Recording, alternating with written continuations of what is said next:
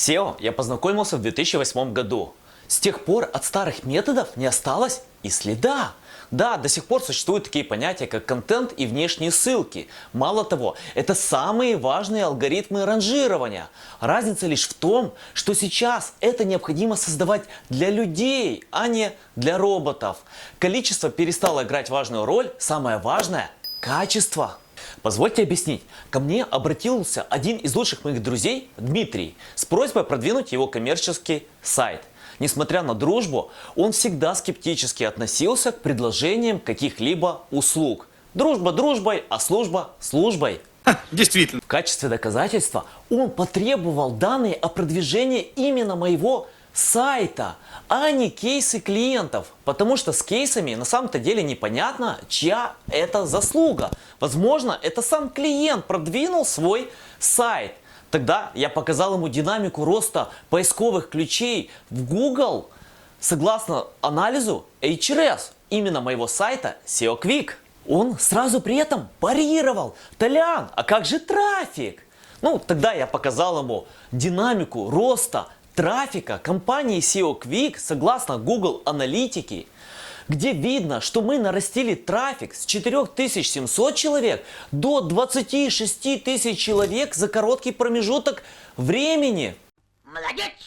И этого тоже было недостаточно, потому что Дмитрий попросил расписать наши самые эффективные методы продвижения, которые работают сегодня. Поэтому в этом видео мы расскажем про самые эффективные методы продвижения, которые актуальны сегодня и будут актуальны весь 2019 год, потому что они дают классные результаты. Продолжаем смотреть.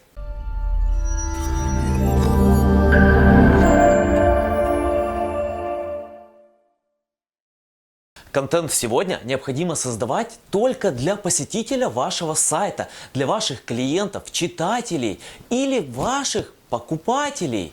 Как же создать такой контент? И каким образом поисковик изучает полезность этого контента? В данном разделе я расскажу вам, как необходимо создавать контент, который показывает классные поведенческие факторы. Почему сегодня необходимо создавать качество, а не количество. Откройте наш блог. Написание каждой статьи отнимает у нас несколько дней, потому что там только высококачественный контент и полезный материал, на написание которого мы затрачиваем несколько дней. Потому что для качества необходимо собрать полезный материал, его обработать и при этом грамотно залить на ваш сайт. Думаете, мне бы не хотелось писать больше? На самом-то деле для поддержания реноме и создания высококачественного контента необходимо затрачивать много времени. Еще пару лет назад мы создавали намного больше контента, но сегодня это практически невозможно, потому что в интернете высокий уровень конкуренции. Тенденция писать больше – это не только у нас, а и у других блогеров в интернете. Еще пару лет назад статьи объемом 3500 символов писало около 21% блогеров. Сегодня это 9% блогеров. А статьи с объемом 14 тысяч символов писало где-то 2% блогеров. Сегодня это уже 8% блогеров. Это очень хорошо. Эта тенденция далеко не дань моде, а на самом-то деле важный алгоритм ранжирования, удержания пользователей у вас на сайте. Чем больше времени они проводят на вашем сайте, тем более интересный и полезный ваш контент для поисковиков. Удержать пользователей на вашем сайте позволяет только длинный контент, на прочтение которого необходимо затратить много времени. Поэтому те, кто концентрирует внимание на продвижении коммерческих страниц, проигрывают сайтам, которые продвигают информационный контент.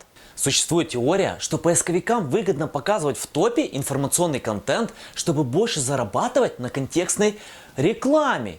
Возможно, это и так. Никто на самом-то деле не знает. Но факт остается фактом. В топе в основном публикации, которые содержат более 2000 слов или 14 тысяч символов. Конечно, коммерческий контент намного лучше продает, чем информационный контент. Но поверьте, информационный контент также можно классно монетизировать.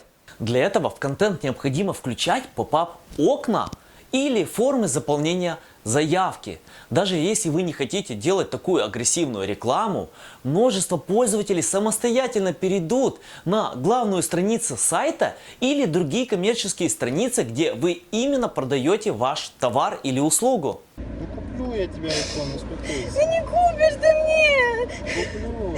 Когда ты мне купишь? Возникает вполне резонный вопрос. Сколько в основном пользователи проводят на страницах сайтах в топ-10? Search Engine Land выложил исследование, согласно которому пользователи в основном проводят около 3 минут и 10 секунд на страницах сайтах в топ-10. Ну и это еще не все, потому что поисковики дополнительно изучают CTR или Click-Through Rate, или, можно так сказать, параметр кликабельности. Даже если вы создали самый лучший контент в мире, на него могут просто не перейти. Глава Google в Канаде Ник Фрост подтвердил это официально. Например, давайте рассмотрим две страницы, которые занимают в Google 1 и 4 место. Если пользователи интернета будут чаще кликать на 4 место, это будет подсказку поисковику о том, что этот контент более релевантный. Соответственно, поисковик поменяет местами выдачи эти страницы. А от места в топе зависит ваш реальный трафик. Первое место дает 32% кликов. Второе место 15% кликов. Третье место 10% кликов. 10-е место дает всего лишь 3% кликов.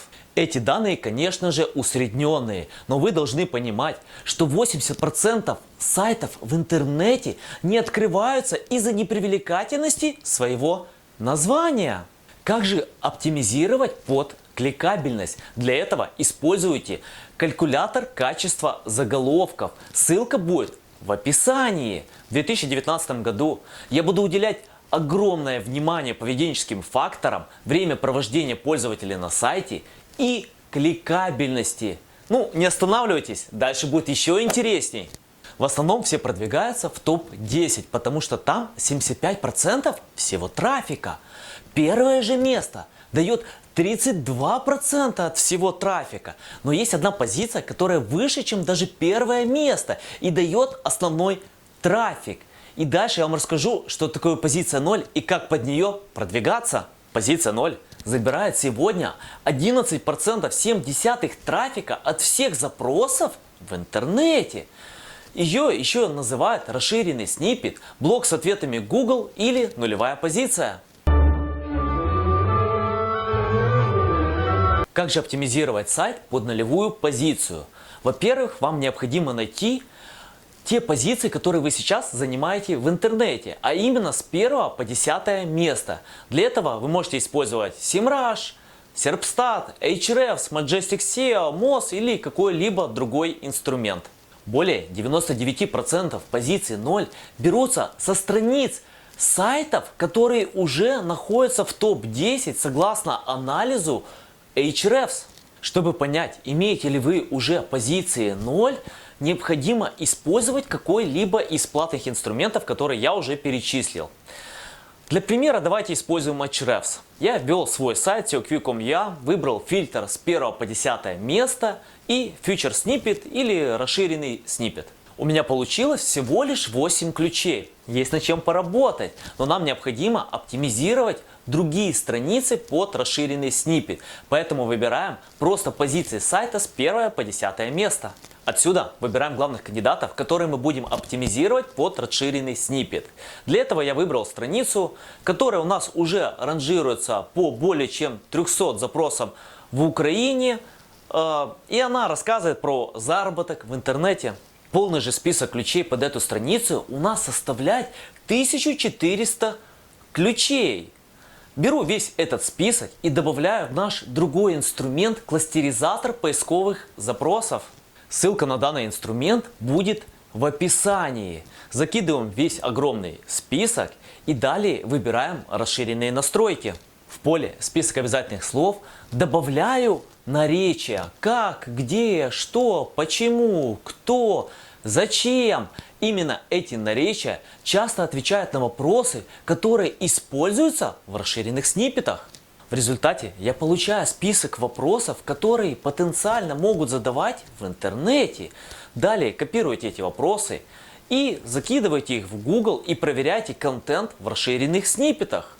Второй вариант ручной. Он, конечно, не соберет такой огромный список вопросов, но также эффективный и классно работает. Для этого вводите в Google наречие «как» и ваш ключ. И вы увидите, какие дополнительные вопросы вам подсказывает Google по вашим запросам. Хорошо. Я вам все расскажу. По результатам поиска в Google вы понимаете, какой вид контента вам необходимо добавить. Самый популярный из них – параграф, который собирает 82% от всех расширенных сниппетов. Согласно анализу компании SEMrush, параграф содержит от 40 до 60 слов. Или это около 210-320 символов. Главное в этой ситуации не переоптимизировать. Об этом предупреждает Джон Мюллер, что контент необходимо создавать для людей, а не для поисковиков. Поэтому напишите соответствующий параграф и добавьте ваш контент. Уникально эти блоки делает компания HubSpot, у которой просто космический трафик по расширенным сниппетам. Они в контенте вставляют вопрос, а после этого дают соответствующий ответ и выделяют другим цветом или фоном. В результате в поисковике появляется точно такой же ответ, как и в основном контенте HubSpot. Есть и другие формы расширенных сниппетов. К примеру, список ресурсов появляется тогда, когда сам вопрос подразумевает ответ в виде списка. Таблица появляется тогда, когда необходимо показать какие-нибудь характеристики, цены, условия и тому подобное. В 2019 году я планирую много времени потратить под оптимизацию для расширенных сниппетов. Многие до сих пор это игнорируют. Воспользуйтесь этим шансом, заберите этот трафик. А далее мы перейдем к самому важному алгоритму ранжирования. Значение классного контента уже ни у кого не вызывает особых сомнений. Даже представители поисковиков признали, что это самый важный алгоритм ранжирования. Как же его необходимо создавать? И в данной рубрике я решил показать вам методы создания контента, про которые мало кто говорит. Основная составляющая – это текст. Мы уже обсуждали, что текст должен быть длинным, тогда пользователи задерживаются у вас на сайте. Чтобы проверить, сколько времени пользователи проводят на вашем сайте, заходите в Google Аналитика в раздел «Поведение». К примеру, на нашем сайте пользователи меньше всего времени задерживаются на главной странице блога и странице утилит. При этом выход с этих страниц тоже меньше, чем у обычных страниц. Это менее 35%, потому что основная цель этих страниц – показать другой высококачественный контент. И все так чинно, благородно. В целом у нас на сайте два вида контента показывают время провождения пользователей даже больше 4 минут. Это страницы блогов и страницы наших утилит. Многие концентрируют внимание на написании статей в блог, при этом полностью игнорируют создание инструментов. В данном видео я уже показал вам два инструмента, которые приносят нам трафик. Это калькулятор качества заголовков и кластеризатор ключевых слов. Да, мы на эти инструменты потратили время и даже деньги. Но если сравнить с получаемым трафиком, то трафик приносит намного больше, чем затраченные на них ресурсы. На утилиту, которая показывает типы соответствий в Google AdWords, потратили вообще $50. За неделю этим инструментом воспользовалось 664 человека. Прелесть инструмента в том, что помимо поискового трафика, они еще приносят постоянный прямой трафик. Для продвижения любых инструментов просто сообщите где-нибудь на форуме вашему сообществу о том, что есть бесплатные инструменты, которыми можно воспользоваться у вас на сайте. Дополнительный плюс – мы сами пользуемся этими инструментами, чтобы уменьшить ручной труд. Хотите создать такие же инструменты для себя? Подумайте, какую работу вы постоянно выполняете в Excel и каким образом какой-нибудь инструмент может заменить ваш ручной труд. Для этих целей мы создали 9 инструментов, которые значительно экономят наше время. И при этом мы выложили их в бесплатный доступ у нас на сайте для получения дополнительного поискового трафика и улучшения поведенческих факторов. Вы думаете, для вашей сферы такое еще не придумали? В этом ваш шанс. На самом-то деле уже множество онлайн-инструментов и калькуляторов. К примеру, вы занимаетесь таблетками или коктейлями для потери веса. Зайдите в Google и Яндекс и напишите ваше ключевое слово «потеря веса» и инструмент или калькулятор. И вы увидите, что уже множество онлайн-инструментов, которые помогают продвигать сайты. Сколько вас здесь? Недостаточно. Моя цель на 2019 год – создать множество других онлайн-инструментов, а также улучшить старые, потому что технологии не стоят на месте. Возникает при этом вполне резонный вопрос – как их создавать? Здесь также несложно. Во-первых, поговорите с программистами, которые обслуживают ваш сайт. Возможно, они умеют это делать. Во втором случае, зайдите на биржу фриланса, такую как Upwork или FL.ru, и зайдите в соответствующий раздел. Там полно исполнителей, которые смогут создать недорого для вас такие инструменты. Второй вид контента – это написание статей в блог. Блогов в интернете очень много. Со слов Нейла Петтела, их около 500 миллионов. А если брать такие сайты, как Blogspot и Tumblr, то вообще цифра составит 1 миллиард. Если учесть, что 7 миллиардов жителей на нашей планете, то практически на 7 жителей приходится один блог. Это просто нереально огромная конкуренция. Чтобы быть успешным в блогосфере, вам необходимо предложить что-то новое. И самая большая ошибка сайтов в том, что они пытаются найти копирайтеров, которые сделают эту работу за них. При этом копирайтеры не создают уникальный материал. Они в основном берут то, что уже есть в интернете, перефразируют, перерерайтят и после этого создают уникальный текст, который преподносят вам. Конечно же, этот текст никогда не покажет хорошие поведенческие факторы. Если писать все-таки не ваше, найдите копирайтеров, которые берут не за количество символов, а за потраченное время. Пусть они создадут меньше, но при этом это будет уникальный, интересный продукт, который будет показывать хорошие результаты. Вы должны понимать, что даже длинную статью могут бросить читать еще в начале. 4 человека из 5 не читают длинный контент, а заканчивают это чтение в самом начале. Не смешно! Ваша цель – заставить вашего пользователя читать дальше, поэтому пишите интересные захватывающие вступления, чтобы у читателя не было другого шанса, как читать дальше. Именно это пропагандировал постоянно Джо Шугарман и рассказывал, что пишите захватывающие интересные вступления. Вы знаете, это как поезд. Он когда только стартует, он может очень быстро остановиться. Но если он набрал скорость, то уже остановиться не так просто. Во вступлении вам необходимо разогнать поезд так, чтобы чтение не заканчивалось до самого конца. Именно это поможет создать хорошие поведенческие факторы, а также продавать ваш товар. Основную часть необходимо разбить на подзаголовки. И в каждом подзаголовке давайте ответы на все возможные вопросы. Если вы не знаете, какие вопросы задают пользователи, воспользуйтесь бесплатной утилитой LC Graph. Ссылка на это приложение будет в описании. Вводите ваш ключ, и эта утилита подскажет множество других вопросов, которые люди обычно задают с этим ключевым словом. Также LCA-ключи можно искать непосредственно в поиске. Вводите ваш ключ, идите в конец выдачи, и внизу вы увидите подсказки от поисковика, какие еще дополнительные вопросы люди задают именно с этими ключевыми словами.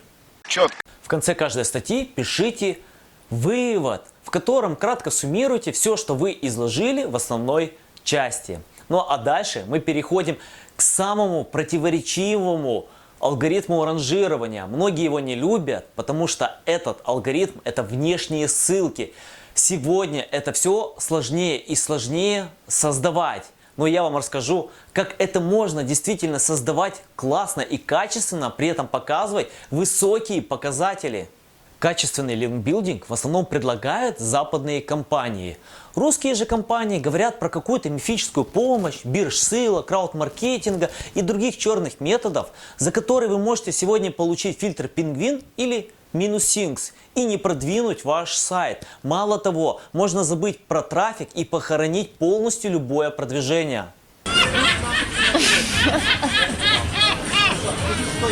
Если же русскоговорящие компании продвигают на Запад, они говорят своим клиентам про помощь от PBN, это Private Block Network или сателлиты, тот же крауд-маркетинг, какой-нибудь спам или другая ересь, которая давно уже не дает какие-либо результаты. Я сказал слово «давно». О нет, какие давно? Уже больше 3 лет эти ссылки не показывают какие-либо результаты. И сегодня я расскажу вам про методы линкбилдинга, которые дают действительно классные результаты. Мало того, я проверил их на собственном сайте. Первый вид линкбилдинга – это создание социальных проектов. Самый простой и известный – это помощь в оплате за обучение студентам, которые учатся на контрактной форме обучения. Для этого создайте соответствующую страницу на вашем сайте, в которой сообщите, что вы готовы оплатить за целый год обучения лучшим студентам, которые напишут самые классные и интересные материалы в вашем направлении.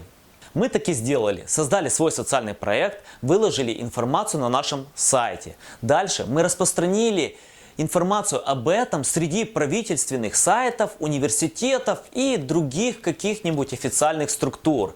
В результате в течение более 2 месяцев мы получили ссылки сотни доменов, 1000 страниц, причем множество из этих сайтов с .gov и .edu. Это самые авторитетные высококачественные ссылки, за которые вы не заплатите какие-либо деньги, чтобы получить просто так. Но когда вы создаете социальный проект, на вас начинают ссылаться действительно авторитетные ссылки. Это дает огромный сигнал поисковикам о том, что у вас полезная информация, потому что на вас ссылаются сайты те, которые обычно не ссылаются на ваших конкурентов. В результате наш трафик вырос значительно, буквально за пару месяцев. Проведение социальных проектов увеличивает уровень доверия даже среди ваших и потенциальных покупателей. Те сайты, которые проводят социальные программы, как правило, увеличивают этот уровень на 76%.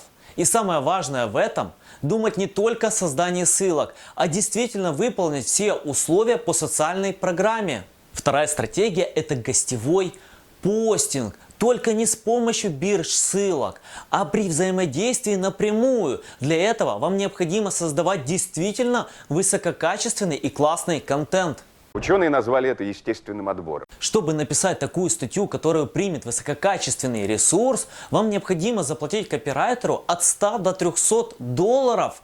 При этом вы не платите за количество символов, а платите ему за потраченное время. Также вам необходимо облагородить весь этот текст красивой инфографикой и картинками. Копирайтер в этой же ситуации превращается в журналиста, который собирает материал, обрабатывает его и создает какое-нибудь интересное исследование, которое будет полезно для читателей высококачественных ресурсов. Немаловажный факт. Копирайтер должен быть специалистом в вашей тематике. К примеру, все наши гостевые посты были написаны SEO-специалистами, которые при этом умеют классно писать. В результате такой работы мы получили ссылки с высококачественных ресурсов, такие как devaka.ru, SEO News, RB, Netology и множество других. Мало того, эти ссылки дают не только ссылочный вес, они при этом дают прямые продажи, потому что получаемый трафик можно монетизировать. Так как люди читают ваши гостевые посты, им интересно ваше творчество, они переходят на ваш сайт, и вы можете монетизировать этот трафик. Ссылки, по которым перетекает реальный трафик, сообщают поисковикам о том, что материал действительно полезный и интересный, и ссылка была залита натурально, естественно. В данном случае поисковик начинает ранжировать ваш сайт выше, продвигать его в самый топ. Как же опубликовать ваши гостевые посты на известных ресурсах? Во-первых, воспользуйтесь нашей бесплатной утилитой, ссылка на нее, конечно же, будет в описании, и соберите сайты, которые принимают гостевые посты. собранный список распределите по рейтингу и по трафику. Если у сайта высокий рейтинг, при этом у них нет трафика, вам не стоит обращать внимание на этот накрученный сайт, потому что он не даст вам никакой пользы.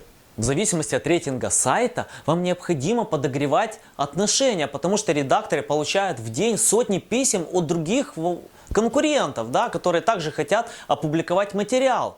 И поэтому они отвечают в лучшем случае всего лишь 1%. Чтобы вы вошли в этот 1%, вам необходимо предложить действительно что-то стоящее. И перед этим вам необходимо подогреть отношения. То есть оставляйте комментарии на сайте, делитесь их статьями в социалках. Это покажет то, что вы действительно настоящий читатель, а не ваша цель просто опубликовать какой-нибудь материал ради получения ссылки. Давай дружить. Конечно, эта вся работа не на 1 месяц. Такую работу необходимо выполнять минимум 6 месяцев. В результате вы получите ссылки с высококачественных ресурсов, которые будут давать вам действительно классный трафик, продавать и помогать продвигать ваш сайт в поисковиках.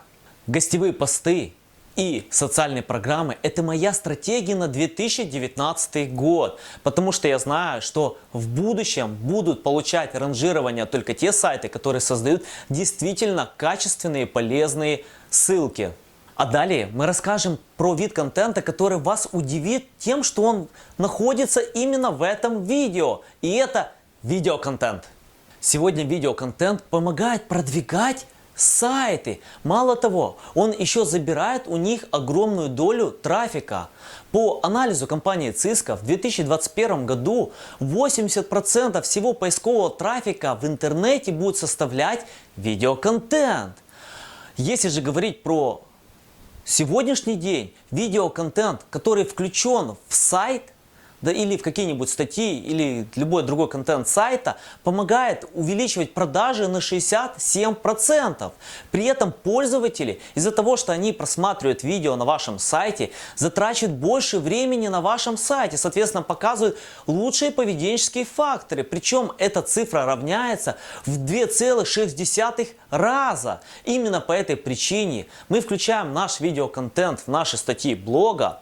Также у нас есть видео на главной странице сайта, цель которого получать больше продаж и выше ранжировать наш сайт. А сейчас хорошая новость. Люди ленятся снимать видео. В этом ваш шанс. Здесь не такой высокий уровень конкуренции, как вы думаете. Так поспешите.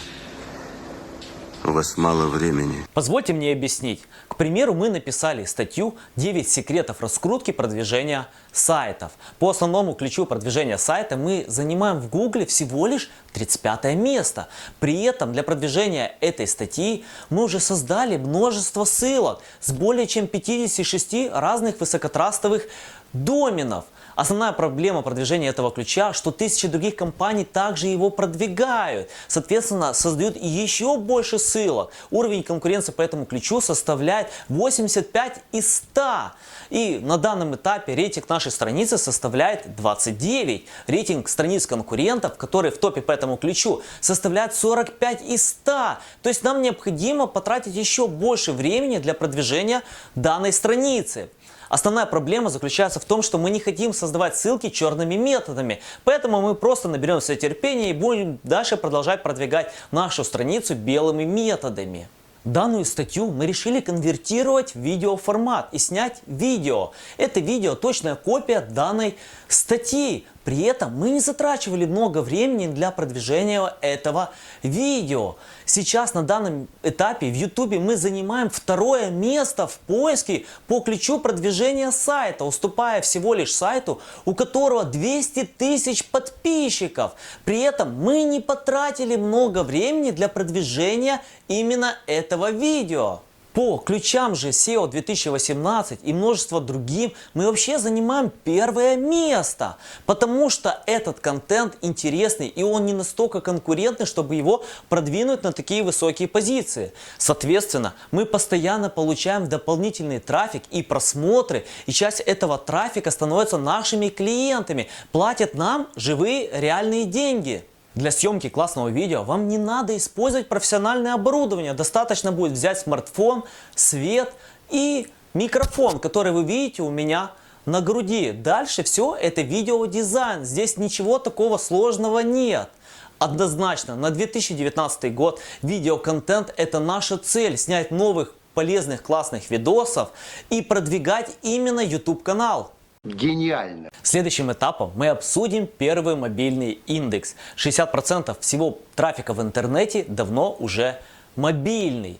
И Google решил разделить десктопную и мобильную выдачу. Если вы ведете в десктопе какое-нибудь ключевое слово, то выдача может отличаться непосредственно, если вы ведете это ключевое слово в вашем мобильном телефоне.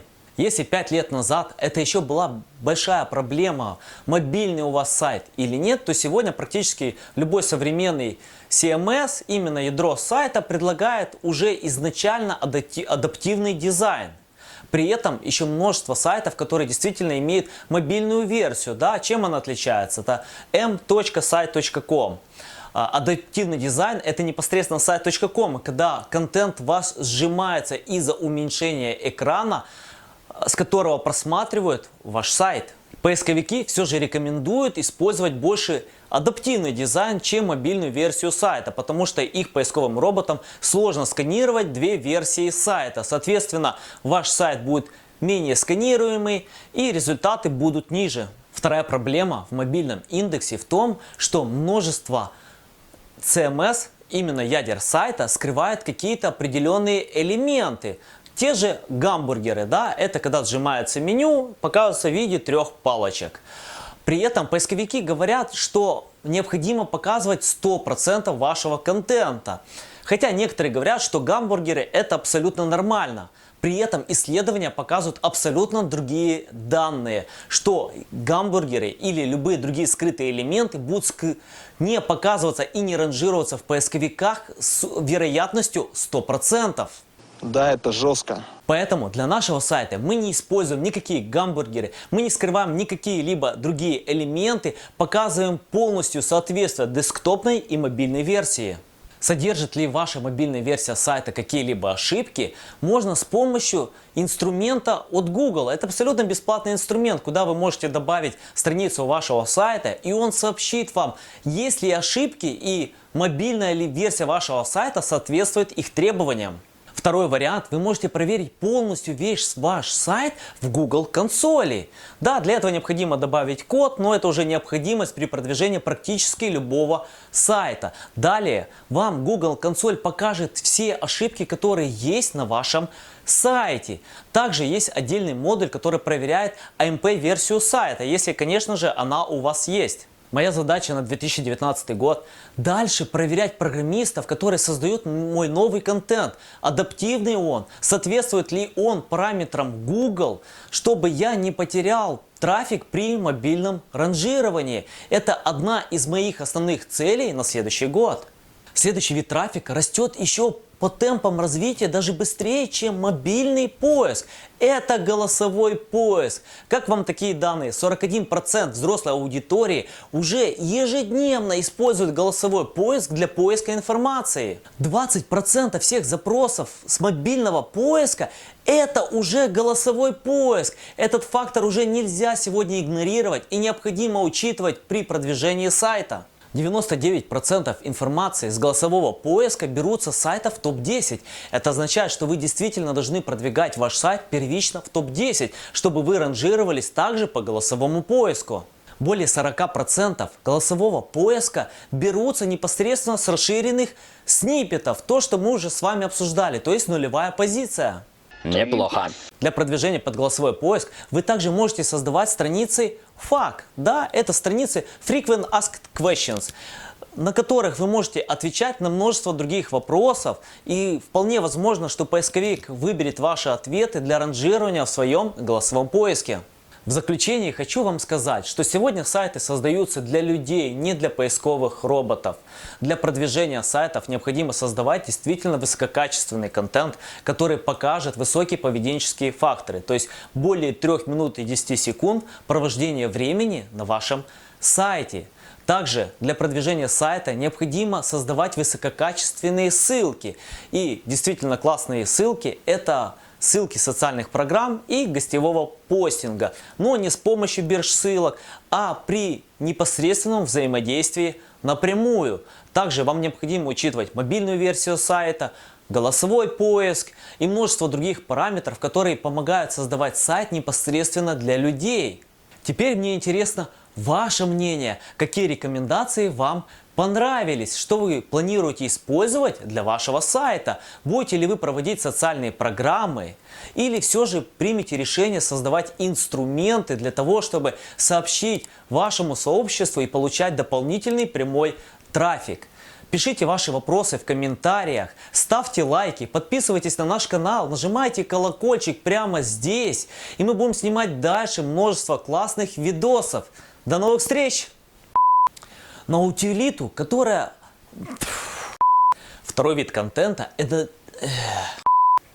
Конечно, коммерческий проект – это контент. Конечно, коммерческий... Да.